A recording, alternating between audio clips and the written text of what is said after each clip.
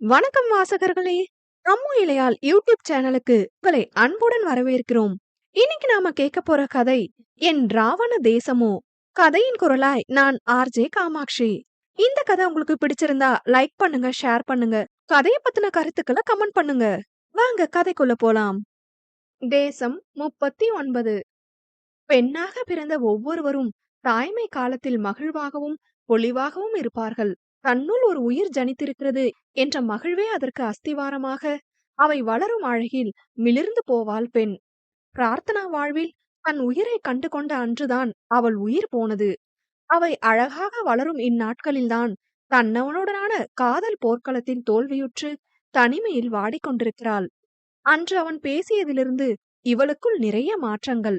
அத்தனையும் அவனுக்கு சாதகமான மாற்றங்கள். அவன் பக்கத்து நியாயத்தை அவன் கூற கேட்டதிலிருந்து அவனுக்கு சாதகமானது மனது. அதற்காக அவன் செய்ததெல்லாம் மன்னித்து விட்டாளா என்றால் இல்லை. அதே நேரம் அவன் வலிக்கான செயலை மன்னிக்க முயற்சிக்கிறாள்.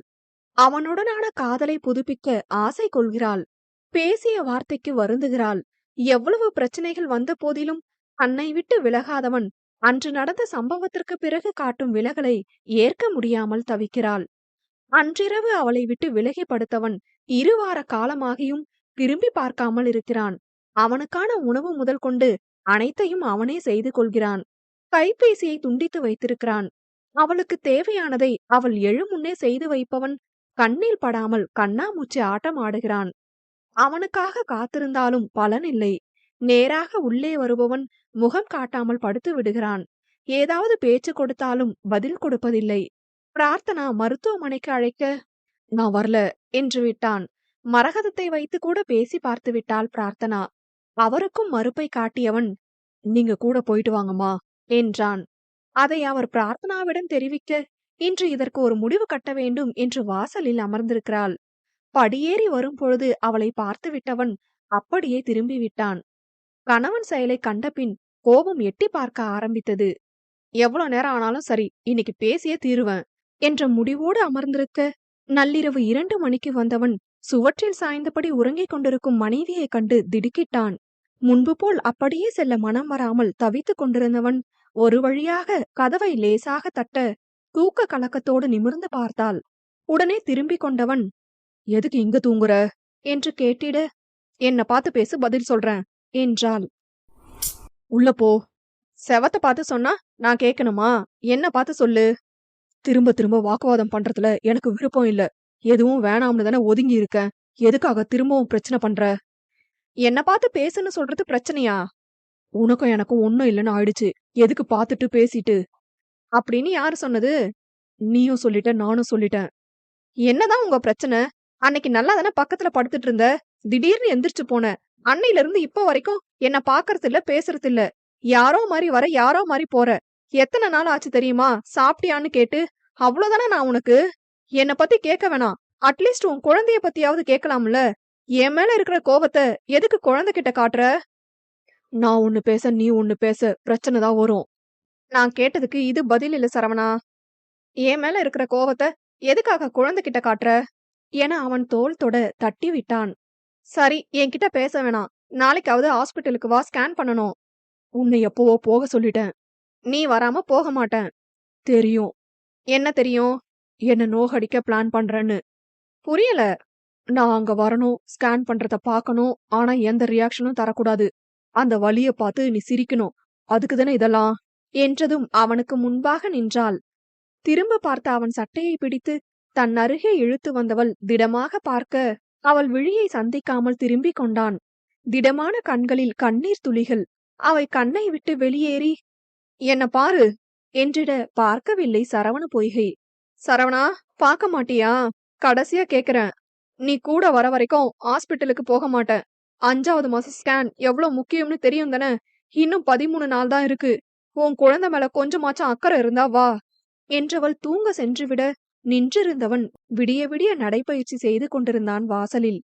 காலை கண் விழித்ததும் கணவன் முகத்தில்தான் முழித்தாள் பிரார்த்தனா. அவள் முழிக்கும் தருணத்திற்காக காத்திருந்தவன் கிளம்பு என்று ஒரே வார்த்தையில் தயாராக சென்றுவிட சிறு புன்னகையோடு அவனுக்கு பின் தயாராகி வந்தாள். பரிசோதனை ஆய்வகத்தில் காத்திருந்தார்கள் இருவரும். அவர்களுக்கு முன் 10க்கும் மேற்பட்டோர் அங்கிருக்க காலை உணவு செரித்து பசியை தூண்டியது. வெகு நேரமாக தண்ணீரை மட்டும் குடித்துக் கொண்டிருக்க அடங்குவதாக இல்லை வயிற்றில் இருக்கும் பிள்ளை. அடம் பிடித்து கூப்பாடு போட்டது. அவள் அசைவுகளை பார்த்து கொண்டிருந்தவன் அவளை பார்க்காமல், "என்ன வேணும்?" என்றதும், "பசிக்கிற மாரி இருக்கு" என்றாள். எதுவும் பேசாமல் எழுந்து சென்று சில நிமிடங்கள் கழித்து உணவோடு வந்தான்.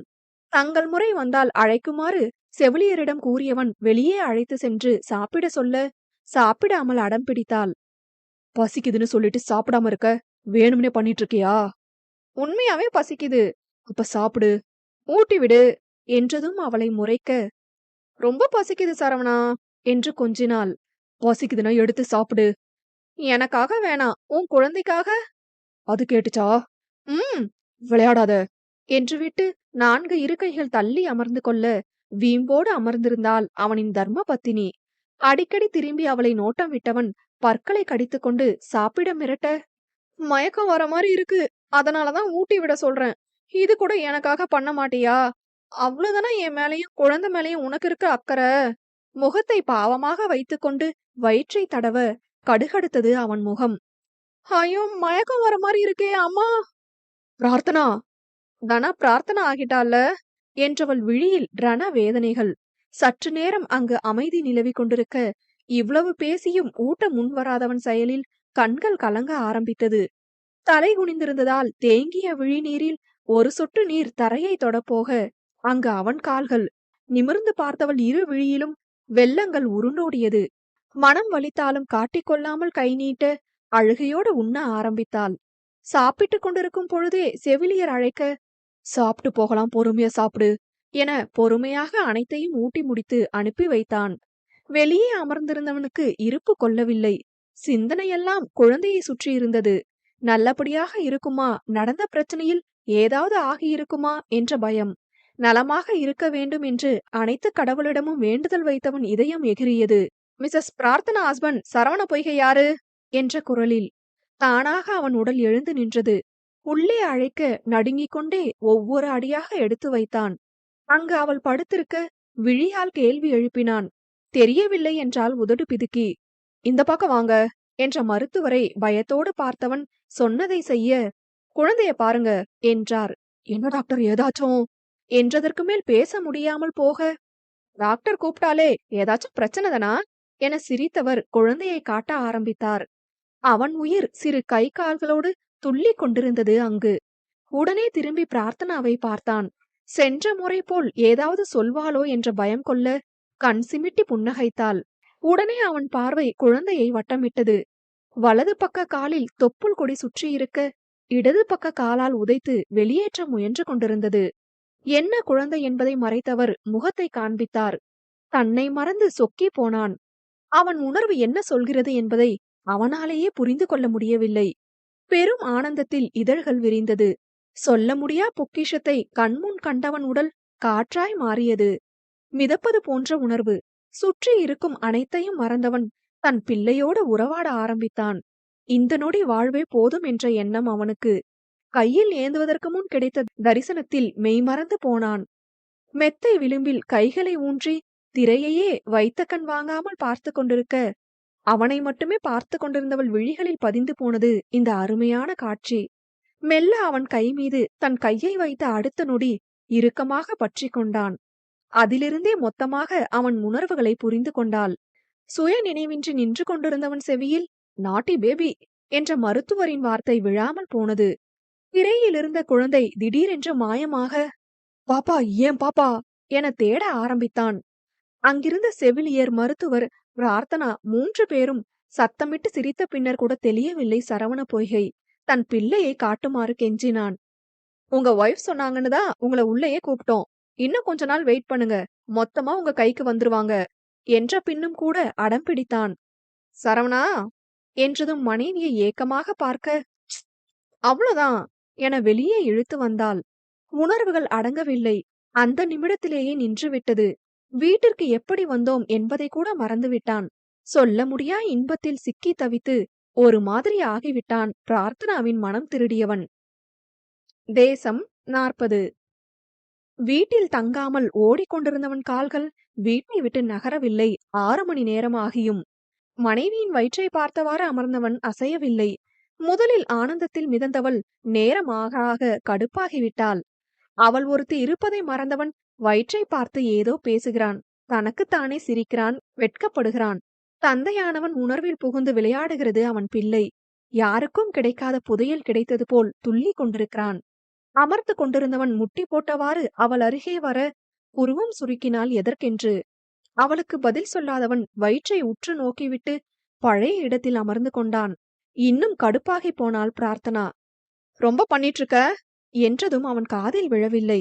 அதற்கு மேல் பொறுக்க முடியாமல் அருகில் இருந்த தலையணையை தூக்கி அடிக்க, ஆ என புத்தி தெளிந்தவன், என்ன என்றான். ரொம்ப பண்ணிட்டு இருக்க சரவணா, கடுப்பாகிடுவேன்.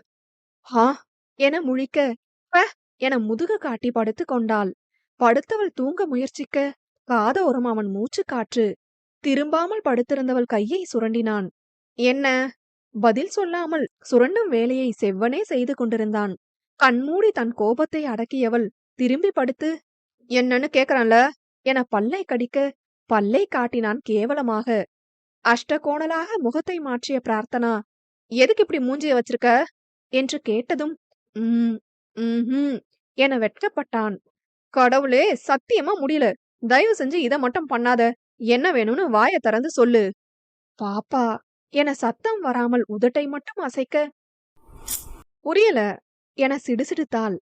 பாப்பா கிட்ட சத்தம் வராதா உனக்கு? ஊமை ஆகிட்டியா? முகத்தை சுருக்கிக் கொண்டவன் வயிற்றை கை காட்டி, பாப்பா என்றான் மெதுவாக. ஆமா பாப்பா. பாப்பா கிட்ட பேசணும். ஓஹோ, இப்படியே படுத்திருக்கிறியா என குழைய, முடியாது என்றாள். ப்ளீஸ். முடியாது. 2 நிமிஷம். முடியவே முடியாது. ஆசையா இருக்கு. அதுக்கு நான் என்ன பண்ண முடியும்? நீ ஒன்னும் பண்ண வேணாம். இப்படியே படுத்திருந்தா போதும். அதான் முடியாது. ஒரே ஒரு செகண்ட் என்றவன் முகத்தை பார்க்க பாவமாக இருந்தது. முறைப்போடு எழுந்தமர்ந்தவள், சரி, அதுக்கு பதிலா எனக்கு என்ன செய்வ என செக் வைக்க, என்ன வேணும் என்றவன் பார்வை வயிற்றின் மீதே இருந்தது.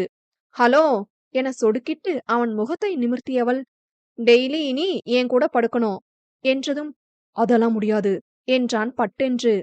அப்பப்போ, ஐயோ இரு இரு, எனக்கு தூக்கம் வருது. சரி. எதுக்கு சரி? படுக்கிறேன். எங்க? இங்க என மெத்தையை கை காட்டினான். சரி, நீ சரிப்பட்டு வரமாட்ட என படுக்க முயன்றவளை தடுத்தவன், இனிமே டெய்லி உன் கூடவே படுக்கிறேன் என சரணடைந்தான். அது என பெருமிதம் கொண்டவள் படுத்துக் கொண்டாள். கட்டில் ஒட்டி அமர்ந்தவன், பாப்பா என்றான் காற்றாக. அவன் தலையில் ஒரு குட்டு வைத்தவள், சத்தமா பேசு என்றிட தலையை தேய்த்து கொண்டு பாவமாக, பாருடா, பிள்ளையிடம் புகார் செய்து, அப்பா பேசுறது கேக்குதா பாப்பா? எப்படி இருக்க? உனக்கென்ன ரொம்ப அழகா இருக்க.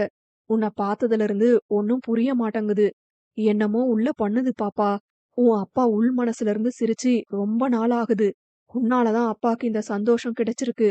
அப்பான்னு சொல்லும்போது ஏதோ கோடி ரூபாய் கிடைச்ச சந்தோஷம். உனக்கு அப்பாவை பிடிக்குமா? அப்பா கூட எப்பவுமே இருப்பியா? ஆழ்ந்து பேசிக் கொண்டிருந்தவன் தலையில் அழுத்தமாக கை வைத்தாள் பிரார்த்தனா. கவனம் திரும்பி அவளை பார்த்தவன் பதறிப்போக எழுந்தமர்ந்து வயிற்றில் கை வைத்து கண்மூடினாள். உசுப்பி என்னவென்று விசாரித்தவன் கைப்பிடித்து வயிற்றில் வைக்க ஒன்றும் புரியவில்லை அவனுக்கு. என்னதானாமா? வயிறு ஏதாச்சும் வலிக்குதா? இல்லை என்றதும், வேற ஏதாச்சும் பண்ணுதாமா என்று கேட்க மீண்டும் இல்லை என்ற பதில்தான் வந்தது அவளிடம். தலையாட்டுனா என்ன அர்த்தம்? வாய திறந்து என்னன்னு சொல்லு. பயமா இருக்கு. பாப்பா உதைக்குது என்றதும் உண்மையாகவே ஊமையானான் சரவண பொய்கை. வயிற்றின் மீது வைத்த கை நடுங்க ஆரம்பித்தது.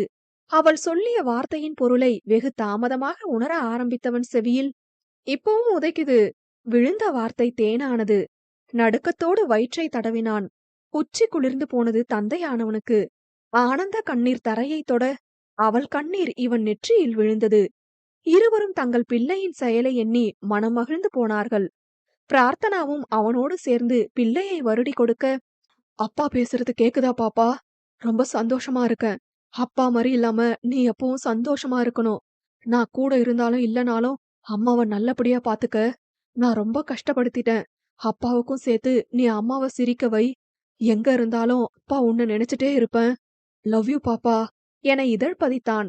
அடுத்த நொடி அவன் உச்சந்தலையில் முத்தமிட்ட பிரார்த்தனா மடியோடு சேர்த்து கொண்டாள். குழந்தையாய் அடங்கி போனவன் எண்ணமெல்லாம் தித்திப்பு. எழ மனமின்றி நேரத்தை கடத்தியவனை கட்டாயப்படுத்தி தள்ளியவள் எனக்கு என்றிட முகத்தில் தெரியும் பூரிப்பில் இதயம் கனிந்து முத்தமிட்டான். அவன் வயிற்றோடு கட்டி கொண்டவள் நம்ம பேசுறத பாப்பா கேக்கும். நம்ம குழந்தைக்கு நல்லது மட்டும்தான் கேட்கணும். 2 பேரும் இனிமே குழந்தைக்காக நல்ல வார்த்தைகள பேசலாம். நமக்குள்ள நடக்கிற எதுவும் அதுக்கு தெரியக்கூடாது. ரொம்ப உற்சாகமா நம்மள பாக்க நம்ம குழந்தை வரணும். டெய்லி குழந்தை கிட்ட பேசு. வயித்துக்குள்ள இருந்து வெளியே வந்ததும் ரொம்ப பயப்படும். என் அரவணைப்பும் உன் குரலும் தான் நம்ம கூட இருக்கிறத தெரியப்படுத்தும். முடிஞ்சா கதை சொல்லு, பாட்டு பாடு. உனக்கு என்னெல்லாம் தோணுதோ எல்லாத்தையும் பண்ணு என்று ஆசையாக பேசிக் கொண்டிருக்க, அப்ப நீ பேசுனதையும் பாப்பா கேட்டிருக்கும்ல. என்ன ரொம்ப தப்பா நினைச்சிருக்குமா என்றான். விலகியவள் பல்லை கடித்துக்கொண்டு, நீ வேணான்னு சொன்னதையும் கேட்டிருக்கோம். ஹாஸ்பிட்டலுக்கு வரமாட்டேன்னு சொன்னதையும் கேட்டிருக்கோம்.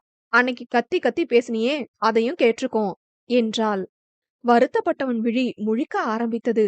தவறு செய்த குழந்தையாய் தலையை சொரிந்தவன் பாப்பா என வயிற்றில் கை வைக்க போக ஒரு அடி வைத்தாள். இந்த மாதிரி பேசி கிறுக்குத்தனம் பண்ணாத. ஒழுங்கா இனிமே நல்ல அப்பாவா நடந்துக்க. இல்லனா என் பிள்ளை கிட்ட கம்ப்ளைண்ட் பண்ணிடுவேன் என்று மிரட்டினாள். பண்ணாத. ஏற்கனவே என்ன ரொம்ப கெட்ட அப்பாவா நினைச்சிட்டு இருக்கோம். இருக்கும்ல. இப்ப இனிமே நான் சொல்றத ஒழுங்கா செய்யணும். ம். ஆடு மாதிரி தலையாட்டாம தண்ணி எடுத்துட்டு வா போ. ம். என்றதும் வேகமாக எடுத்து வந்து கொடுத்தவன் பாப்பா அம்மா சொன்னதை அப்பா உடனே செஞ்சுட்டேன். குழந்தையிடம் நல்ல பெயரை வாங்க பார்த்தான். கால் பிடிச்சு விடு. காலை மடியில் ஏந்தியவன் பதமாக பிடித்துவிட ஒரு பாட்டு பாடு சரவணா என்றாள். ஆரிரோ ஆராரிரோ இது தந்தையின் தாலாட்டு. ஏய் பாட்டு எனக்கு. உனக்கு எதுக்கு? பாரு பாப்பா உன் அப்பா என்ன கஷ்டப்படுத்துறாரு. நான் கஷ்டப்பட்டா நீயும் கஷ்டப்படுவதானே. இப்ப உன் அப்பா உன்னையும் கஷ்டப்படுத்துறாரா? ஐயோ தலையில் அடித்து இல்ல பாப்பா அப்பா அப்படி எதுவும் பண்ணல. இப்ப பாரு அம்மாக்கு சூப்பரா ஒரு பாட்டு பாடுறேன் என்றவன் அவசரத்திற்கு ஒரு பாட்டும் ஞாபகம் வரவில்லை. ரகசியமாக என்ன பாட்டு வேணும் என்றவனிடம் அனலை கக்கியவள் இங்க பாரு பாப்பா என ஆரம்பிக்க வாயை மூடியவன் 5 நிமிடம் டைம் கேட்டான். மங்கை ஒரு கங்கை என மன்னன் ஒரு கண்ணன் என காதில் ஒரு காதல் கதை சொன்னால் என்ன. அதுவரை சாதாரணமாக பாடிக்கொண்டிருந்தவன் அவள் விழிகளை நோக்கி அம்மாடி நீதான் இல்லாத நானும் வெண்மேகம் வந்து நீந்தாத வானம் என்றான் காதலோடு. அவள் விழி கலங்குவதைக் கண்டு வயிற்றுக்கு பார்வையை மாற்றி ராசாத்தி உன்ன காணாத நெஞ்சு காத்தாடி போலாடுது என பாடி முடித்ததும் சேர்த்தணைத்துக் கொண்டாள். சாரி என்றதும் பழையது ஞாபகத்திற்கு வர விலக முயன்றான். விடாமல் சேர்த்தணைத்து லவ் யூ என்று கன்னத்தில் இதழ் பதித்தாள். போதும் தள்ளு என்று விலகியவன் தானாகவே கட்டி அணைத்தான். உன் பிள்ளைக்கு கேக்கும் என்றதும் வெகு நாட்கள் கழித்து இருவருக்கும் இனிமையான இரவானது. அந்த மெத்தை இருவரும் சேர்ந்து உறங்கும் நாளுக்காக காத்திருக்க இன்று பலன் கிடைத்தது. அவளோடு படுக்க கூச்சப்பட்டு தடுமாறியவனை பிள்ளையை காட்டி மிரட்டியவள் உரிமையோடு உரசி கொண்டு படுத்தாள். தள்ளி படுமா வயித்துல இடிச்சிடுவேன்னு பயமா இருக்கு. குழந்தையா நீ? நான் இல்ல பாப்பாதான் குழந்தை. ரொம்ப அறிவுதான் பேசாம படு. பயமா இருக்குமா? பாப்பா உன் அப்பாவை பாரு உன் கூட படுக்க பிடிக்கலன்னு சொல்றாரு. ஐயோ அப்பா அப்படி எதுவும் சொல்லல பாப்பா.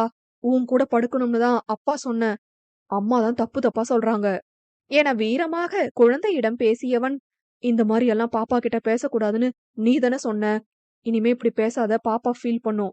பாப்பா ஃபீல் பண்ணா அவ்வளோதான் பாத்துக்க என்றதும் சத்தமிட்டு சிரித்தவள் அவன் வயிற்றோடு கை போட்டு கொண்டு உறங்க ஆரம்பித்தாள்.